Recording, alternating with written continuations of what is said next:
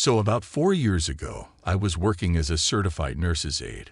I later lost my job for unrelated reasons and never went back into the field for other reasons. While I was there, I was one of 4 who would train the new people.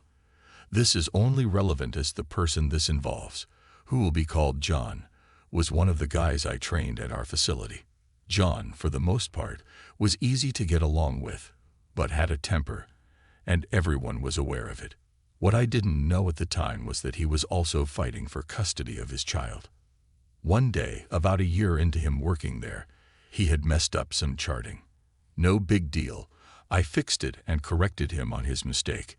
He at first was confused, but I just explained that he might have gotten the charting numbers mixed up, and it was no problem.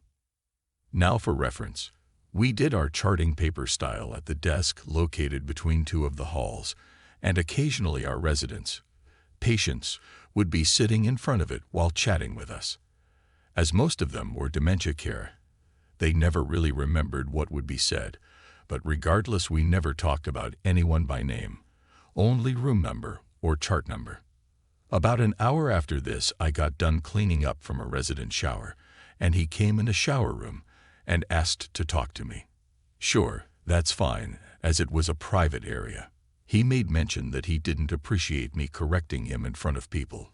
It made sense, so I apologized and told him it wouldn't happen again. I don't know where I went wrong, but he started getting loud about how it was his hall and no one had the right to talk to him like that. Now I'm pissed. I told him that we don't have hall leads at our facility, nor does any nursing home I have seen, excluding maybe our nurses who are in charge. And 2, I have been here for years longer than him, and apparently nothing I said while training him stuck. This didn't sit well with him. He proceeded to pin me to the wall of the shower room with his arm across my throat and hand-holding my shirt. As he held me there, he told me if I ever talked to him like that again, he was reporting me to state for AIPAA violations. Now, HIPAA is not something I take lightly. One slip-up could cost you everything in this field with a HIPAA violation. I was red with anger. My thing is, I'm double this guy's size and didn't want to lose my job for fighting with a coworker.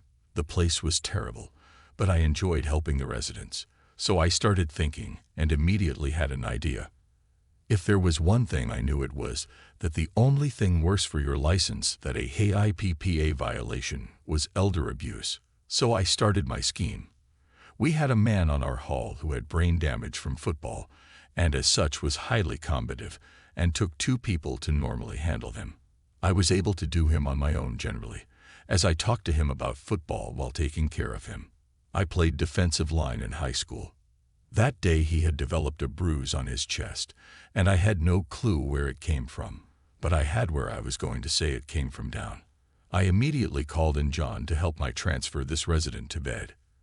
As we got done and went into the hall, saying it just loud enough for several CNAs and nurses to hear, stated, "I don't care why you did it. You never hit a patient." He was taken aback by this whole statement. It clicked after about 5 seconds, what I just did to him. The nurses had me write a statement, in which I mentioned I had asked if he knew where that new bruise came from, and John told me that while he was walking the resident to the bathroom, he kept squeezing his arm, so he hit him in the chest. Yes, the guy would squeeze arms and wrists when being walked. The next day, I came in and found out that John lost his job, and police and adult protective services were pressing charges on him. I don't know if he was found guilty or not. I did find out a few weeks later, however, that he not only lost his license, he also lost complete custody of his child to his ex-wife and got no visitation. On top of that, he had to sell everything he owned in order to pay for his lawyer. Needless to say, I could have been a little more fair with him, but I loved watching his life burn down around him. Let it be learned, don't grab or threaten people who can ruin your life with the drop of a hat. Next story. Oak. I don't know which year this took place, as my dad never specified that, but I know this took place when he was in his late teens and / or early 20s. Oak, there was this guy, Daniel, who was, well, mentally challenged. When I say semi, I mean occasionally he was able to successfully understand the situation around him, but the majority of the time he couldn't. Because of that, his friend group constantly protected him, not out of pity, but because they genuinely cared about him. However, this one jerkface, Cage, decided he didn't like Daniel's mental issues and decided to poke fun at him. Note, they were at a bar, and Cage had a large group of friends with him, who all forced Daniel's friends to back off, since they were taller, and thus were intimidated, although they kept close just in case things went south, and they assumed a verbal assault would be the furthest that this would go. How wrong they were. Cage decides to poke fun at Daniel, making stupid noises at him, purposely talking all wrong and broken as a way to mock his difficulty to speak due to his issues, and well, everything else you can imagine. But like I said, Daniel, most of the time, wasn't able to pick up the things around him, and thus wasn't fazed by the insults, since he couldn't really understand what was going on. This seemingly upset Cage, who then resulted in beating the ever-loving hell out of Daniel. Daniel's friends immediately tossed aside their intimidation of Cage's friends and tried to stop him, but were restrained by Cage's friends, while poor Daniel was defenseless against Cage's beating. 2 minutes later, Cage stops the beating, laughs at Daniel, and kicks his foot one last time before leaving with his buddies. Daniel's friends take him away to a hospital and inform his parents and older brother. Daniel's brother, we'll call him Vin Johnson. Why? Because if you take Vin Diesel and Dwayne Johnson, fuse them together, that's Daniel's brother. That's how buffed and jacked he was. He went full Papa Bear mode, seeing red at his beloved little brother being beaten to a pulp, and DE to know who did it, and Daniel's friends informed him. And Vin immediately returned to the bar a day later, and from I was told, literally kicked the door open and loudly and aggressively asked, I was told this part so many times, and the words are quite exact.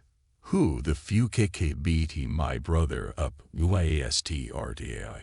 Which one of you if you eras did it? Star TL King or ILL Tear? This place piece by piece.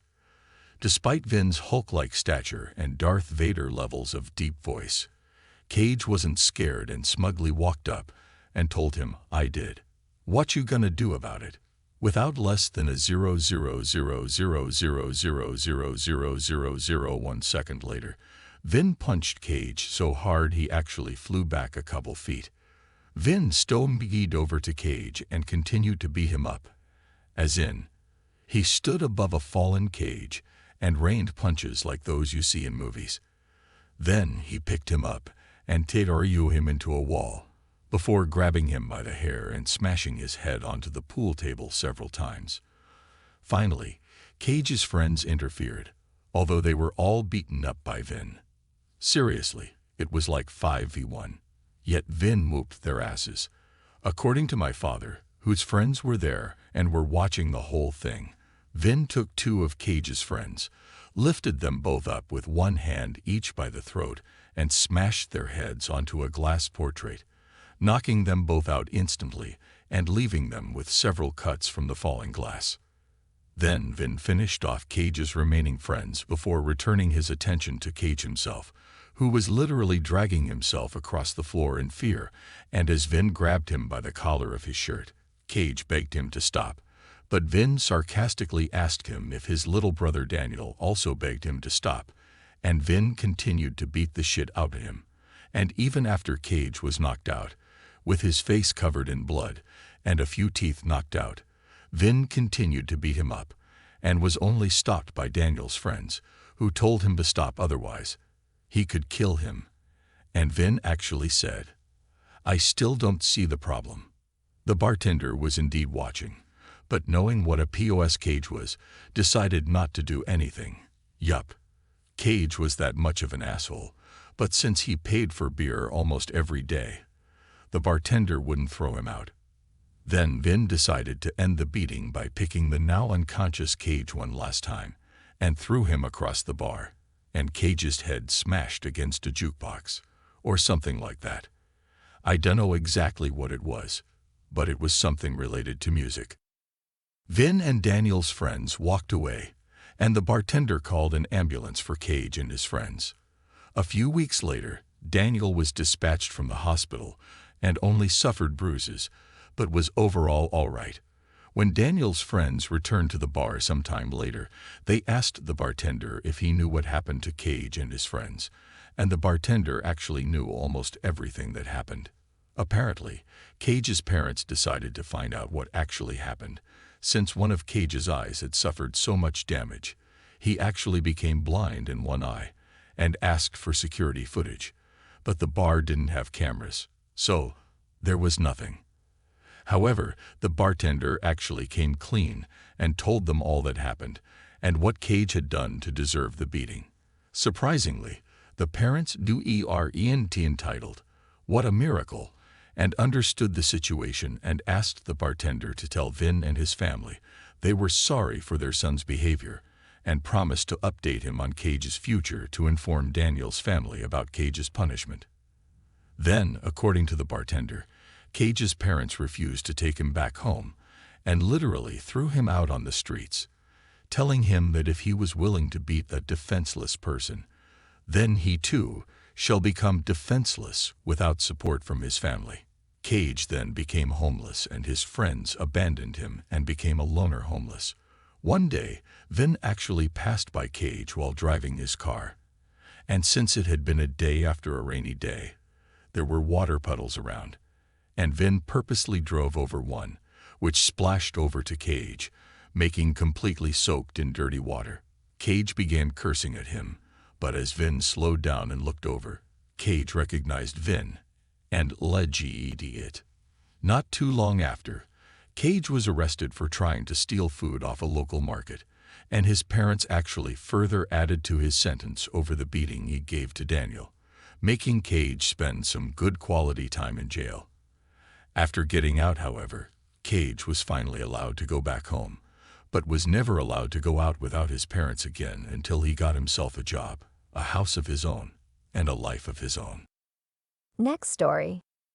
This is a story that has been told to me by Mother about her father and his friend's family back in the mid-60s. Now, a bit of background here. My grandfather and his friend were childhood friends and were as thick as thieves. They both were first-generation Americans to Polish immigrants, and both had jobs at the local water treatment plant. They were inseparable. They lived on the same street, took vacations together, went bowling every week, and did whatever else average Americans in the 60s did: hate communism, watch Gilligan's Island. This was true for their kids as well, who were for the most part were all around the same age, late teens to early 20s, except for my mom, who was 8 at the time. One Sunday, when the friend was supposed to come over to watch football, he failed to show up. His friend was always punctual, so this got my grandfather very concerned. So naturally, he called his house to see what was the matter. His friend was inconsolable, on the verge of tears. This alarmed my grandfather, because this guy was a World War II vet who saw a lot of battle and never showed his emotions. My grandfather quickly found out that the reason was that early that morning he found his eldest daughter on the front porch badly injured. She had recently broken up with her fiancé and had went over to his place the night before to get some of her things. The two of them got into an argument which escalated into him beating and raping her. After it was over, she just walked home in shock, and since in her state, had left her keys at his place. She sat on the porch until her father woke up and went out for the morning paper. My grandfather was fuming over this and asked him if they had called the police, to which his friend said that he did, and there was nothing they could do. He explained that the ex had a rock-solid alibi from all of his friends who said they were out drinking that night. When you combined it with them having a publicly known falling out, him being the son of a city councilman, and well, it being the 60s, the cops pretty much shrugged and did nothing. Now, even though my mom was so young, she still to this day remembers how quickly he turned from anger to emotionless and almost robotic when he said that, I wouldn't worry about it, meaning the investigation. These things have a way of working themselves out, and then saying he would call them back later. My grandfather then told my grandmother, who was in the room, and very concerned that he needed to go run an errand. An hour later he came back, as if nothing had happened. A few weeks had gone by. The friend's daughter was slowly healing, but was still in a bad place. The friend was still trying to get something done with the case, but kept hitting a wall due to who the guy was. One day my grandfather suggested they all go to the state fair, which had just come into town, to take their minds off of the incident. His friend didn't want to, but my grandfather insisted, saying that he would even pay. So they all went to the fair and had a pretty good time. The entire time my grandfather insisting on taking group photos together. He even bought several souvenirs for the kids. My mom got a teddy bear, which she still has. When the day was over, they drive home, where they then find a couple police cars in front of the friend's house. The cops were looking for the friend and immediately started asking him questions as soon as he got out of his car. It turns out that morning, as the ex-fiancé was going for a walk, he was jumped by two large guys, who proceeded to throw him in the back of their car, and then dump him in front of the local hospital 3 hours later, with every bone in both legs and arms, several ribs, nose, and jaw broken. Now it's at this point that I should mention that my grandfather was a high-ranking member in the local labor union at a time when the mafia had serious ties to it. We've never been able to confirm it, but had always suspected that my grandfather had some friends who the FBI were interested in. So as the police questioned my grandfather's friend on his whereabouts that day, my grandfather interrupted to tell the police that they were all together that day. He gestures to the souvenirs and even says if they'd wait an hour, he'd have the pictures developed that he had taken throughout the day. Eventually, having nothing to go on, they left, and nothing ever came of it. My grandfather's friend just looked at him in disbelief, and before he could even say anything, my grandfather just said, "You know the crime in this city is getting worse by the day." He then patted his friend on the shoulder and smiled at him. His friend then gave him a big bear hug.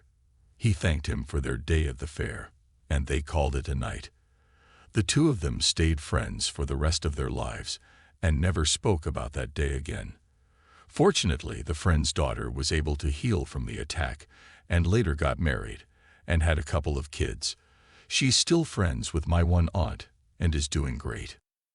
Now, occasionally my mom or one of her siblings would ask my grandfather about the incident, and he would just say, "That was such a terrible crime.